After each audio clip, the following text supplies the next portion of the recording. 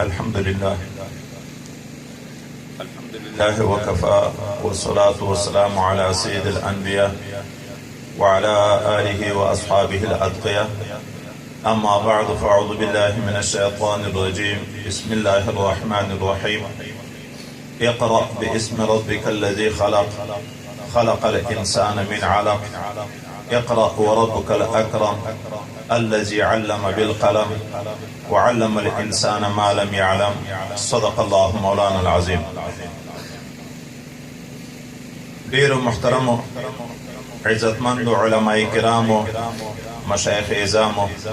عامو مسلمانانو ورونو، دا چې دا جلسه د قرآن عظیم شان په عظمت باندې جوړه شوې ده، زه سره له څه تکلیفه چې د غاړې مې هم خرابې دی او څه تبه هم لرم. د قرآن د ابتدایي نزول په متعلق کې چې الله تعالی دنیا ته اولنی کوم آیتونه نازل کړي د هغې څه کیفیت بیان کړ. حضرت پیغمبر صلی الله علیه وسلم د 40 کلو په عمر باندې چې شپږ میاشتې دلته خوبونه شروع وه، الله زړه ته خلوت، ګوشهنشیني د خلکو نه یکسویي یکطرفي غوره کړه. نو یو غره کې په یو غار کې یوه میاشت جوار چې په جماعت کې وي اعتکاف ورته ویلی کېږي او بغیر د جماعت نه جوار ورته ویلی کېږي، هلته د اعتکاف په شکل زندگی تېره کړه. ان حضرت صلی الله علیه وسلم ته ناڅاپه جبرائیل امین علیه السلام راغی. حضرت پیغمبر صلی الله علیه وسلم ته حکم کوي اقرأ ولونه. اولانۍ حکم دی اقرأ ته، موږ پیدا د قرآن د زده کړې دپاره یو. اقرأ ولونه. حضور پاک صلی الله علیه وسلم نبی الامی ده، 40 کاله کې د یو حرف تعلیم نه و کړی، لیکلی نه و زده. نو هغه ورته عذر کوي ما انا بقارئ، زه خو قرات لوستونکی نه یم. حضرت جبرائیل علیه السلام حضرت پیغمبر علیه السلام په خپله غېږ مبارکه کې نیسي او کلکوي او انتهایی خپل طاقت پکوي، بیا یې خوشی کوي، بیا ورته اقرأ ولونه. ان حضرت صلی الله علیه وسلم بیا ورته زه خو پړاو تعلیم یافته نه یم، څنګه یې ووایم؟ جبرائیل علیه السلام بیا په خپل غېږ مبارکه کې کلکوي او انتهایی وس پکوي، بیا یې خوشی کوي، بیا ورته اقرأ. ان حضرت صلی الله علیه وسلم بیا ورته عذر کوي او دا چې ما استفهامیه او خبریه او داسې ډېر احتمالات کې کیسې اوږدېږي، خو بیا یې جبرائیل علیه السلام په غېږ کې نیسي چې دا عذر کوي زه څنګه ووایم؟ جبرائیل علیه السلام یې په خپله غېږ مبارکه کې کلکوي او د دریم وار کلکولو نه بعد ورته وایي اقرأ باسم ربک الذي خلق. ولونه په برکت د نامه د رب، په استعانت د نامه د رب، هغه رب الذي خلق چې دا ټوله دنیا یې د نیستي نه هستي ته راوړې ده. هیڅ نه و په دنیا کې، دنیا نه وه، عرش نه و، کرسی نه و، اسمان نه و، مځکه نه و، دریابونه نه و، کائنات نه و، ټول د نیستي نه یې هستي ته راوړي دي. د یغ رب د نامه په برکت باندې ته تلاوت شروع کړه. خلق الانسان من علق، د یغ رب په نامه باندې ته قرائت شروع کړه چې انسان د یوې ټوکرې وینې نه پیدا ده. مور په رحم کې چې انسان د خپلې بیبي سره کورولۍ وکړي، څلوېښت شپې مني پرته وي او بیا څلوېښت شپې وینه تر جوړه شي د هغه وینې نه چې انسان پیدا ده د هغه رب په نامه باندې ته قرات شروع کړه اقرأ وربك الأكرم ولونا رب استاذ ډېر مهربانه ده ډېر مشفق ده علم چې حاصلېږي یوه طرف ته د انسان د طالب استعداد ضرور ده بل طرف ته د استاد شفقت ضرور ده الله ډېر مهربانه ده وکان فضل الله علیک کبیرا پتا خو تر ټولې دنیا د الله فضل زیات ده ځکه مربي د نبی علیه السلام الله ده وعلمک ما لم تکن تعلم تا ته تعلیم الله د هغو شیانو درکړی چې ته نه پوهېدې ځکه د الله فضل په تا باندې ډېر لوی ده بیا ورته هغه رب په نامه باندې ته شروع وکړه علم بالقلم چې انسانانو ته دنیا ته تعلیم د جماعت په واسطه کړی او کړکی لرګی ده روح حیات نشته پکې هغه ورته استاد جوړ کړی د دې په واسطه باندې تعلیم کړی ته خو انسان یې اشرف المخلوقات یې او د ټولو انسانانو کې د تا غټ استعداد ده ته به څنګه تعلیم د خلکو ونه کړی شي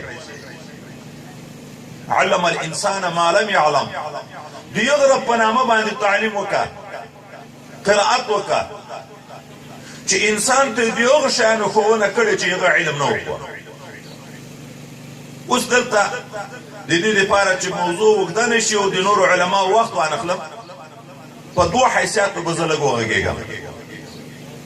اول دا چې د احمد عثماني صاحب یې په دې آیاتو کې نبی علیه السلام ته تسلي ده 40 کاله علم نه ده کړی یو چا او یو په ورته د تعلیم د ټول امت حکم کیږي دا غټه ذمہواری به سړی څنګه برداشت کوي نو الله په ابتدایي آیاتو کې دته تسلي ورکوي یو معاونت رب ده در سره د الله په نامه دا کار شروع کړه اقرأ باسم ربک دوم هغه رب چې په دې قادر ده چې نیستینه ټوله دنیا هستی ته راوسته نو په دې قادر ده چې د تا غوندې انسان چې 40 کاله علم نه ده کړی خو د استعداد په لحاظ د قوت او فکر په لحاظ تر ټولو انسانانو نه پورته ده چې د دغه نه عالم جوړ کړي چې د نیستینو ټوله دنیا هستی کوی شي بیا یې تا نه عالم نشي جوړولی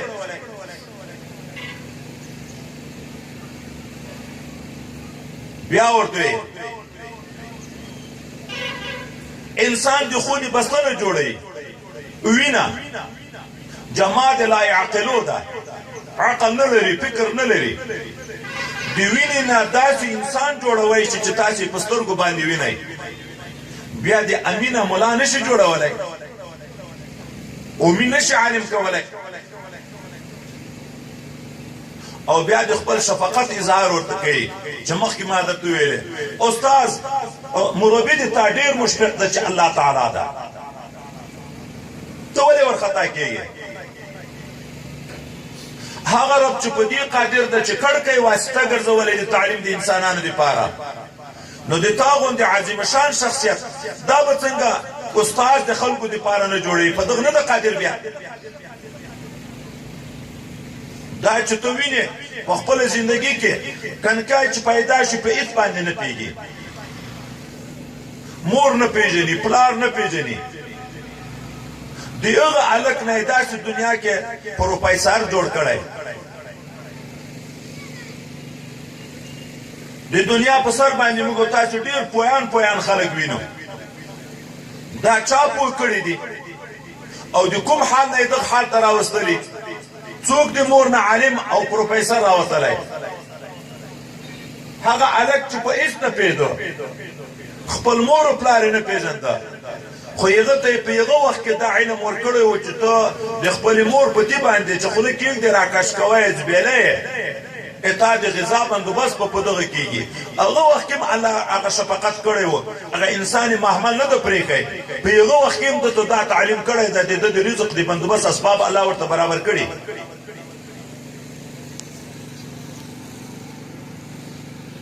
دا دی الله دی طرفنا تسلی ده ان حضرت صلی الله علیه وسلم تا هر انسان کسړی خپل همت ونه بایلي هار نه کی پس پیرګر عالم جوړېدای شي هغه رب ده هغه مهربان رب ده چې موږ تاسو د دنیا کې نقشه کولې موږ چې لږ د عمر نه لوی شي بیا دا دعوګیر شي علم شوق لرم خو ما عمر وستیر ده دا د دروغ باندې دي صحابه کرام پس لا سپینګری عمر نه هغه وخت کې چې د جاهلیت په دور کې د کوپر په دور کې ژوندۍ تیر کړې و یعنی حضرت صلی الله علیه وسلم په صحبت دیغه په شاګردي د ټول دنیا چې هغه څومره علما دي جمع کې دي ادنا صحابي مقام ته نشي رسیدای هغه صدیق اکبر رضی الله تعالی عنه چې د حضرت صلی الله علیه وسلم نه 2 کاله کشر ده 2 میاشتې باندې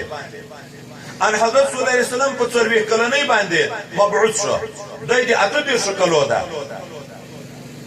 تقریبا د 8 کلو نن سبا پوخ عمر ده د 8 کلو نه بعد اعلم د امت جوړ شو په ټول امت کې د چا دومره علم نشته لکه د ابوبکر صدیق رضی الله تعالی عنہ او دومره خبر په دې موضوع باندې وکړه دا چې ان حضرت صلی الله علیه وسلم ته خدای پاک علم الاولین والآخرین ورکړی هغه څه باندې علم ورکړی چې بل چاته هغه علم نشته په ټولو ملائکو کې رازدار د الله تعالی په وحی خبر د ټولو انبیاء علمبردار حضرت جبرائیل علیه السلام ده دغه جبرائیل علیه السلام ته چې څومره علوم او کمالات وو هغه ټول پیغمبر علیه السلام ته په اول ورځ پیدا شو څنګه پیدا شو دا چې جبرائیل علیه السلام دته وی اقرا دوی ورته عذر کوي حضرت جبرائیل علیه السلام په خپل سینه مبارکه کې کلکوي او دا کلکواله 3 واري کوي علماء دغه کلکوالي ډیر توجيهات بیانوي یو وجه حضرت قاسم نانوتوي صاحب ایموږ اکابر دیوبند هغه دا ذکر کوي چې دا توجه کړه جبرائیل علیه السلام پیغمبر علیه السلام ته توجه څلور قسمه ده توجه انعکاسي توجه القائي توجه اصلاحي توجه اتحادي توجه انعکاسي مثال داسې ده لکه دغه مجموعه ته اوس یو څوک راشي او بهترینه خوشبويي استعمال کړي دغه انسان خوشبويي دا ټول محفل ته رسیږي دا ټول خلک دغه خوشبويي نه فائدہ اخلي خو چون کې دا نور انسانان هغه خوشبويي نه ده استعمال کړي چې کله هم هغه انسان دی مجلس ته وځي چې خوشبويي استعمال کړي هم دا خوشبويي ختم شي او کدا سامعين چې دلته ناشتي دغه کې یو سړی دی دغه مجلس نه ووت هغه خوشبويي چې دلته محسوسونه دی باندې بیا نشته ځکه د خپل خوشبويي نشته دی بل د خوشبويي انعکاس وو المرء جلیوا دیغه انعکاس نه دای متاثر شوی وو یو قسم توجه دادا کومه تاسو وینئ د علماء په مجلس کې کینو د اولیاء په مجلس کې کینو یو دینی خبره واورو موږ سره هغه مجلس کې شوق د طاعت پیدا شي شوق د عبادت پیدا شي شوق د آخرت پیدا شي خو چې بیا حجاب راغی دا پردې نه څنګه تیر شو یو خاطه بیا خزه ده بیا اولاد ده بیا دکان ده بیا مارکیټ ده بیا نوکری ده بیا ارڅ پاتې شي ځکه هغه دیغه د مجلس انعکاس و دیغه په مجلس کې مقتدا شوق پیدا شوی و چې الله ته مقام شو رسول الله ته مقام شو دوم قسم توجه القائي دیغه مثال داسې ده لکه په خوا وختو کې دا ډیوې شیطان چراغونه او د شپنګیرو په یاد د نور چراغونه لیټونه نه وو شیطان چراغ برسیره شیشه نه یو سره بوتل کې تیل واچي او په تپ کې واچي دغه خپل بوتل دغه چراغ وروړي دی بل چراغ نه رابل کی دته خوم رڼا پیدا شو خپله خو لیکن ابتدایي مرحله د ضعیفه ده دا ډېره ساتنه غواړي پام غواړي که معمولي هوا په ولګېده بیا مړ ده او که تیل ور ختم شو بیا ختم ده مرید چې ابتدایي مرید شي شیخ دې د زړه ته الله الله درې وارې ووایي نو د زړه ته د انوار یو کړکۍ ور خلاص شي د الله تعالی د طرف نه د زړه ته فیضات او سلسله شروع شي خو چونکې ابتدایي مرحله کې ضعیف وي د مرید د خپل چراغ قوت نه پیدا کړی نو چې معمولي د شیخ نه جدا شو بیا یې چې نظر غلط ولګېدو لاړ وظیفو اثر ختم شو که بیکاره خبر ته روشم لاړ ختم شو حتی په صغیره ګناه باندې هم لاړ شي هغه اثار هغه شوق هغه ذوق هغه ټول لاړ شي ختم شي لکه موږ عام مرګریو نن سبا دغه مرحله ده دریم توجه اصلاحي ده د یو داسې مثال ده لکه لوی نهر نه پاخه مینرې جدا شوي وي چې په یوه نهر کې اوبه وي دلته به بهیږي لیکن که هغه د نهر خوله دروازه یې بنده کړه اوبه لاړې بندې شوې یا هغه نهر یو طرف ته مات شو لاندې طرف نهر بیرته وچ شي مرید چې په خپل زړه باندې کوشش شروع کړ زړه کې ډیوه بالا کړه او د خپل شیخ رابطه ورته پیدا شوه دغه عشق و محبت ورته پیدا شو کوم فیضات چې هغه شیخ سینې ته راځي هغه فیضات به د ده سینې ته هم راځي لیار پخه ده جوړه ده لیکن خدای پاک هم دې حفاظت وکړي چې کله هم کبیره ګناه وشوه په دا کم شي هغه اثر نه ختمیږي خو چې کله کبیره ګناه وشوه لکه دروازه بنده شو فیضات لا چې ختم شي خو لیکن کبیر ته سړی په اخلاص توبهدار شي مینر جوړ د پوخ ده صرف دروازه کې رکاوټ راغلی و چې طایب چې په اخلاص توبه وایسته بیا دې فیضات لیار دته شروع شي او څلورم قسم توجه اتحادي ده دغه په خارج کې یو مثال حضرت خواجه خان احمد صاحب حضرات نقشبندیه کتاب کې را نقل کړی حضرت شاه صفی الله صاحب د موږ د حضرات مبارکینو عمدة المقامات کې را نقل کړی حضرت شیخ سلیم الله خان صاحب رحمت الله علیه کشف الباری کې را نقل کړی واقعه ذکر کیږي سرهند شریف کې د حضرت مجدد صاحب شیخ حضرت خواجه باقبیلا صاحب او لوی ولی ولایت شوی دغه میلمانه راغله ډیر عزتمن میلمانه خو اده په کور کې دومره شی نه و چې هغه میلمنو ته میزباني کړې وای څه خوراک ورته تیار کړی وای په دغه سوچ په دغه فکر باندې د کور نه غلی اوځي پریشان د بیټک د میلمنو نه خو کور کې څه نشته بیرته بیا ورشي یو نانوای د په څنګ پورې هغه پوه شو په دغه راز باندې چې د خواجه صاحب په کور کې څه نشته او میلمانه ورته عزتمن راغلي دي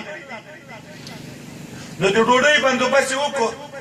راوړه دغه میلمانو ته بیټک ته بهترینه ډوډۍ راوړه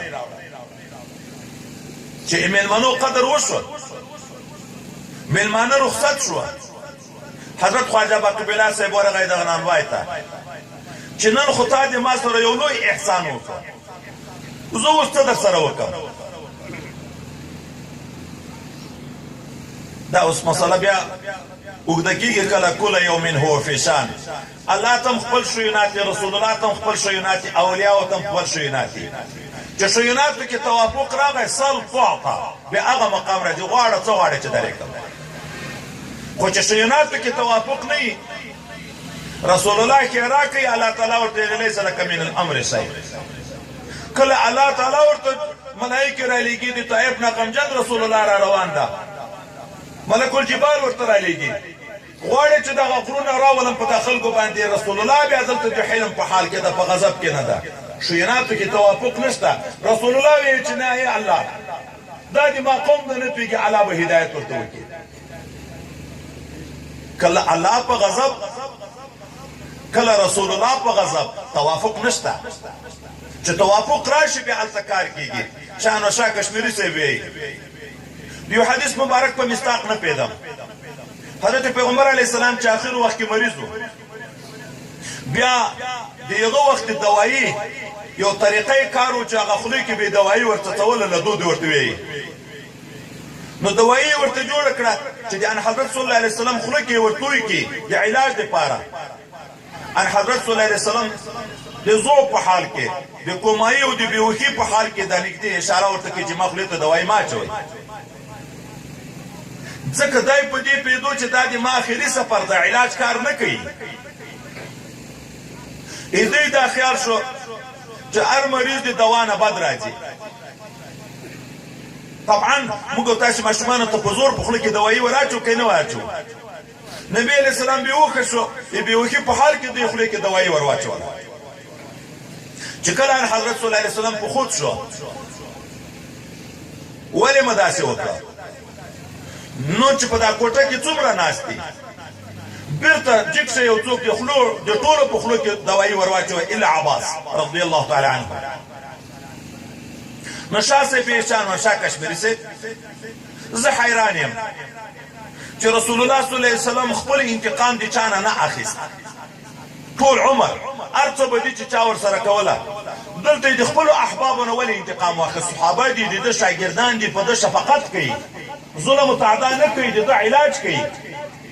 او د انتقام واخیست چې بیرته د ټولو په خولو کې دوایي ور واچوئ وایي د دې خبرې په حقیقت ما سر نه خلاصېده یو وخت کې هندوستان کې یو ولي الله ده ډېر مشهور ده دا به چې په یو لار تېرېدو ډېر مریدان به ورسره وو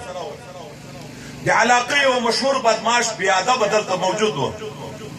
دغه ولي الله ته کنځا وکړې مریدانو اراده دې ویلو وکړه ده ورته ویلې کار مه په لرئ نو بار بار داسې پیښېده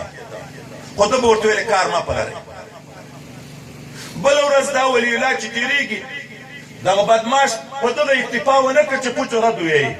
ورجګ شو دا ولي الله یې په دامخ په چاپېړه وویل ده حکم وکړه مریدانو ته چې ویې مریدانو دا خیال وکړه مخکې یې موږ باندې کولو نو اوس یې هسې را باندې ډاروي نو وی نه ویل چې وی نه ویل سړی لاړ ولوېده بېهوښه شو مړ شو په هغه ځای زړه وچاوه نو مریدان پوښتنه کوي چې دا څه وجه ده دا سړی ولې مړ شو وایي وجه دا ده چې مخکې به ده بېادبي کړه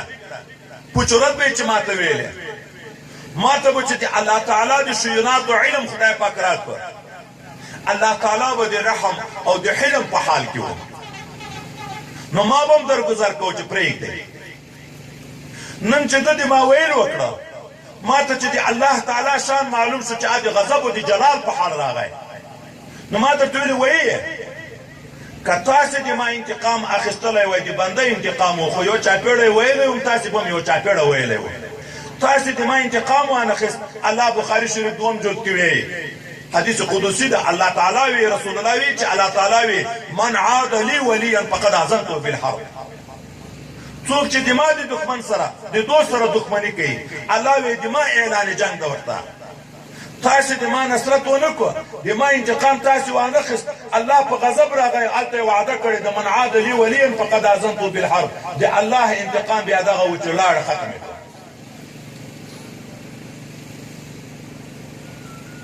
دا د شیاناتو چې توافق راشي بیا نو سل تعطا غواړه څه غواړې چې دا کوم شرک نه ده چې دی موږ تاسې لنډ د سربېبایي په وخت کې د شرک فتواوې کوو نو خبر مې دا کوله حضرت خواجه باقبله صاحب هغه حال کې راغی ده ته ویې څه در سره وکړم دی ورته داسې مې کله که دا ته روپۍ نه غواړم بل څه نه غواړم کوم کمالات چې تا ته خدای پاک نصیب کړي هغه که په ما کې پیدا کوئ چې دا غواړم بل څه نه غواړم هغه ورته ما په ډېرو خواریو په ډېرو چیلو په ډېرو تکلیفو دا مقام پیدا کړی ته یې په یوه ماړۍ غواړې ده ویلې بل څه نه غواړم چونکې احسان د تکلیف په وخت کې چې د چا سره احسان وکړي هغه احسان ډېر لوی ځای نیسي هغه بیا د سړي نه ویرېږي نو ویلې راځه خانقاه ته خانقاه ته یې دننه که توجه اتحادیې ورته وکړه هغه څه کوي چې کمالات حضرت خواجه باقي الله صاحب ټول هغه نانبای ته منتقل شو بلکې د هغه نانبای ظاهري شکل هم د په شکل واوښت چې خانقاه نه راووتو دواړه رنګ کې نه معلومیږي صرف نانبای د جذب په حال کې ده سکر نشه د فیضات برداشت نشي کړی چې داسې تنبیهږي او خواجه صاحب صحیح را روان ده ویښیار مریدان په دې پوه شو چې دا صحیح چې روان ده روغ چې روان ده دا خواجه صاحب ده او دا بل هغه نانبای ده خو برداشت نه و 3 ورځې بعد په قضای الهي ورسېده کله کله موږ ته څوک وایي خو په یو وار توجه چاته وکړئ چې کار یې په یو وار جوړ شي یو وار یې تاسې 10-12 کاله خواري پورې کوئ پس یې غنې خلیفه کوئ داسې خلک هم شته چې تش په یو مجلس کې سره ویلي یو ځای د ما د طرف نه خلیفه یې په چی شي کې د ما د طرف نه خلیفه یې په چی شي کې مرید نه یم خلیفه یم نو خو دا معنا چې زه چې نیستي یم تم دغسې نیستي په نیستي کې د ما خلیفه یې حضرت پیغمبر علیه الصلاة والسلام دعا کوي خدای پاکه د موږ په شام او په یمن کې برکت پیدا کړي څوک ورته یې وفي نجدنا نجد موږ ته هم سوال دعا وکړه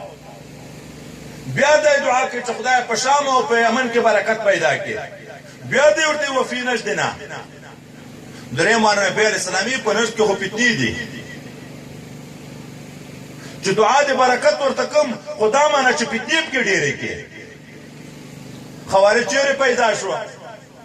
معتزله چیرې پیدا شو حروره چیرې پیدا شو عبدالوهاب نجدي چیرې پیدا شو نو چې چا کې څه وي هغه بل مرید هم نقل کېږي مرید ته چې فیض پیدا کېږي مرید به هم احتیاط کوي دا خپل زر په خپله سینه به پاکه ساتي د ګناهونه به ځان ساتي بیا به هلته اثار دلته پیدا کېږي که په جګ کې هر څومره صفا اوبه وي خو چې ګیلاس د خاورو نه ډک کړي دا صفا اوبه ورتوی کړه ته به خړې خټې تر جوړېږي شکایت په دې جګ نه کېږي که د خپل ګیلاس نه موږ خپل ګیلاس نه ګورو جګ ته ګوته نیسو چې دا څه بېکاره اوبه وې خو که داسې و چې خدای نه خسته جګ کې ټینکۍ خرابه شوه ټینکۍ ته دغه ټینکۍ ده دلته یو څاڅکی شراب ورتوی شوه یو څاڅکی وینه ورتوی شوه یو څاڅکی غوندې بولې ورتوی شوې دا ټوله ټینکۍ لاړه خرابه شوه که نه شوه اوس د هغه ټینکۍ نه چې په دا نلکۍ کې اوبه راځي پاکې راځي که نجسې اوبه راځي باران د اسمان د طرف نه را روان ده هېڅ خړتوب نشته پکې بدبویي نشته پکې لیکن کله په غره باندې دا باران څاڅکي لویږي سره جمع کېږي چې راځي د لاندې طرف ته خاورې راوړي خاشاک راوړي لاندې چې سیلاب جوړ شي تر دغه اوبو د بدبویي څومره زیاته شي رنګ یې څومره متغیر شي چې په سپینه کپړه ولګېږي بیا نه صفا کېږي په صابون باندې نه صفا کېږي بیا دا بلیچ ورته یې که څه ورته یې دغه به ورپسې را پیدا کوې که صفا شو پیر چې ناقص وي هر ذکر فیوزات لري هر ذکر فیوزات لري ناقص پیر ته هم فیوزات پیدا کېږي خو د پاسه نه فیوزات سالم راځي ایدو په ټینکۍ کې خراب شي ایدو په سینه کې خراب شي ګندل ته تر جوړ شي بیا چې د مرید ته توجه کوي هغه جدن هغه ګند نقل کېږي هغه مرید چې څومره استعداد و داسې برباد کړه چې بیا د مجربو اولیای کاملینو سره چې هغه نن سبا کیمیای نایاب دي کم کم پیدا کېږي شته ځکه مولوي صاحب چې مخکې آیات ویل یا ایها الذین آمنوا اتقوا الله دا اتقوا الله ټکی تر پاتې شو یا ایها الذین آمنوا اتقوا الله وکونوا مع الصادقین الله حکم کوي دا حکم د صحابو دپاره نه ده د تابعینو دپاره نه ده تر قیامته چې مسلمان دی هغو ته حکم ده د الله نه ویریږئ او د صادقینو سره اوسېږئ نو تر قیامته د دغه آیات په تقاضا صادقین به موجود وي ولی الله د دغه دین د حفاظت ذمه تر قیامته نه ده اخیستې دا صادقین به خامخا موجود وي خو په هر چیز کې نقل ده په هر چیز کې د یو ډاکټر سره ما بحث شو دی په ملایانو ولګېدو ما ورته ویلې په بل مسلک کې مه غږېږه په بل ملایانو په دا تاسو کې څومره نقل شروع ده بیا مې ټوکه ورته وکړه موږ یو طالب د کور والی بیمار و دا چپ طرف باندې درد و ډاکټر ته چې ور وړی ورته ویلې دي چې بس اپریشن کوو یې مریض چې راوایست دغه طرف یې اپریشن کړی اپنډیسایټ په چې طرف کې وي مریض خوږېږي چپ طرف دا اپریشن کړی د ښی طرف ورته ومې دا دې څه وکړه ته دا طرف خوږېږي تا دا طرف اپریشن ده نور ورته خطا شو وایي انګریزان د کنکیو ماشومانو م اپنډیسایټ په کنکونې لیا ختموي چې آینده کې دا خطر ورک شي یا آینده خطر یې ورکوه ما نه پتا چې اوس ډاکټري په داسې انداز کې ده خو ملایانو کې خو دغسې ده بېګا چیرې چا نکاح وه جومات ته راغله هلته مدرسه کې مې نکاح ورته وتړله بیا یې څه کیسې په ملایانو کې وکړې چې دا نور ملایان خو په موږ داسې سختي راولي دا د کوم ځای نه راغلی و د حکم وکالت او شهر ولایت او شاهدي و په ولاړې ډېرې اوږدې کیسې په کوي ما ورته ویلې چې څنګه غره دغه چې کرګوړی چې څنګه امیانه یې دغسې ملایان خدای در باندې مسلط کړي هر شیشه کې نقل موجود شو او چې دا څوک ډېر نقال وي هغه ډېر دا پوسټرې لګوي نقالون سے هوښیار چې څوک ډېر نقال وي هغه دغه نارې ډېرې وایي ما کان لله بقا حضرت موتا امام مالک صاحب چې امام مالک صاحب موتا جوړي څوک ورته موتا ته څه ضرورت ده اتانه مخکې یو عالم دغسې تر تانه غټه موتا جوړه ده د لنډ ورته ویلې ما کان لله بقا کوم چې د خدای د رضا دپاره هغه به پاتې کېږي هغه بله موتا نن په دنیا کې نوم هم نه لري نه یې څوک پېژني موتا امام مالک صاحب امام دارالهجره د امام صاحب په وخت کې تېر ده موتا یې نن موږ تاسې په مدرسو کې ویایي خدا دا چې شپې غواړي چې دا تر څو صفایي راځي تر نیکو نه د کمزورو نه دا د نور خلک اوس نن سبا زورور دي د دغو ډلې ډېرې دي تبلیغات یې ډېر شاید دي سوړ جنګ یې ډېر په مخ ده دنیا یې ټول په ساړه جنګ باندې ونیوی مطلب دا ده دا قرآن الله تعالی نازل ده د دغه دپاره نازل ده چې موږ سینې په صفا کړو د سینو د صفا کېدن طریقه دا شوه چې جبرائیل امین خپله سینه د ان حضرت صلی الله علیه وسلم د سینې سره ولګوله هغه کمالات چې د ده په سینه کې و ټولې په درېیمه توجه د نبي علیه السلام سینې ته منتقل کړه دغه وجه نه د هغه نه بعد 23 کاله ترقي د پیغمبر علیه السلام ملایکې د خپل ځای نه ترقي نشي کولی هغه په خپل ځای باندې وه دا مقام د لیلة المعراج په شپه معلوم شو چې جبرائیل علیه السلام تر هغه مخکیني پخواني ځایه پورې سدرة المنتهی پورې ملګری دی لیارې شو نور پورته عجز کوي پورته که د ویښته غوندې پورته شم د الله د انواراتو تجلیات ما وظف سوچي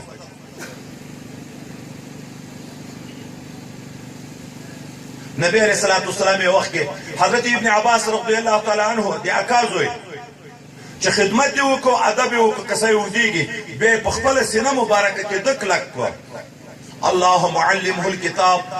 خدای د قرآن علم ورکړي خپلې سینې نه یې سینې د ده ته په یو ذات نقل کړه حبر الامت رئیس المفسرین ورته ویلی کېږي او کله داسې چې په نظر باندې چا ته نظر وکړي د نظر توجه وي خدای د نظر سره اصلاح د چا راولي خدای پاک په دعا سره د چا اصلاح راولي حضرت ابو هریره د خپل حافظې شکایت کوي نبی علیه السلام ورته څادر وغوړوه څادر ته دا معنوي شیان موږ تاسو خو یې نه وینو دا کمالات یې په لپو لپو ور واچول چې یې ور واچول هغه په سینه پورې ویني بیا داسې حافظ و چې یو حدیث یې نه ویرېدو حضرت ام المؤمنین عائشه صدیقه رضی الله عنها د نبی علیه السلام سره ناسته ده پیغمبر علیه السلام ورته ویلي چې یا عایشه هذا جبریل یقرئک السلام جبرائیل علیه السلام په تا سلام یې دا ورته وعلیه السلام ورحمة الله ترى ما لا ارى امادم په د سلام یې بیا ای رسول الله ته یې وینې زه یې نه وینم په یوه مجلس کې ناست رسول الله یې ویني او حضرت المؤمنین یې نه ویني نو ذاتې د نور علماو وخت نه نیسم بس دا خبره اخري خبره شوه موږ او تاسې که رښتیا په زړه کې علم غواړو سینه کې علم غواړو نزله علی قلبک د علم ځای زړه ده زړه به صفا کوو او دا هلته صفا کېږي چې د صفا سینې سره یې ولګوو چې د هغې سینې ته په یو ذات راغله سینه صفا شوه بیا به انوارات الهیه ځای پکې نیسي که نه چې خپل ظرف نه کې صفا بل نه به شکایت نه کوه تقصیر به د چا نه بیانوه خدای پاک دې موږ تاسو ټول ته په علم باندې عمل کولو توفیق نصیب کړي الله دې دا حافظان چې سورت قرآن زده کو سینې ته خدای دې حقیقت زړه ته ورغورځي واقعي مقتدیان د دین دې خدای پاک په خپل علاقو کې وګرځي دا مفتی صاحب او دغه نور علما چې په دغه دین خدمت لګیا دي خدای پاک دې ټولو ته کامله ترقی نصیب وګرځي دا خدمتونه دې موږ دې ټول خدای په خپل دربار کې قبول وګرځي نور موږ نه خبرو کې کڅ زیادت شوې دي چې وخت ما اخیستی معافي غواړو واخر دعوانا ان الحمد لله رب العالمين